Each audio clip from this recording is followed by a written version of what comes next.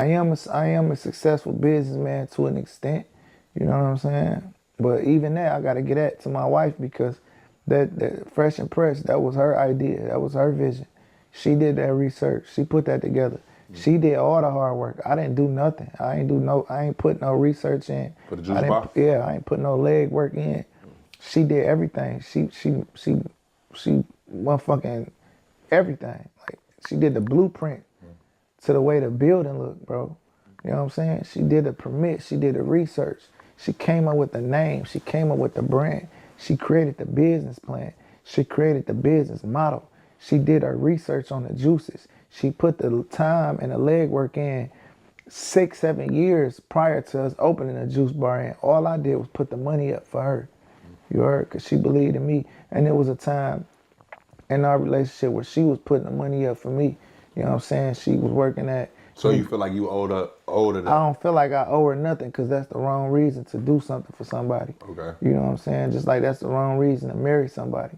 I ain't marry her because I feel like I owe her that. I didn't do a juice bar for her because I feel like I owe her that. I did it because it was the right thing to do. I did it because she did it for me. You know what I'm saying? And essentially, yeah, technically is that by definition, owing somebody, yeah. But intentionally, like as far as my intentions are, it's not owing. You know what I'm saying? It's called what's right. It's the right thing to do shit and it's the wrong way. And it was a promise I made that I had to keep. When we was 14 years old and she was working at McDonald's and I was dropping her off in her car, you know what I'm saying? I used to tell her then, we gonna be rich. I'm gonna make you a multi-millionaire. I'm gonna buy you a house. Don't worry about it. Her checks was $300. She was giving me $200, keeping $100 for herself. You know, she come from a good household. Her grandmother, her grandfather, her father, her uncles, her mother, they all was, you know, she wasn't spoiled. To an extent she was, you know what I'm saying? Because her whole family they treated her so good because they knew her potential. You know what I'm saying? So they took care of her. She had a brand new car when we was 16.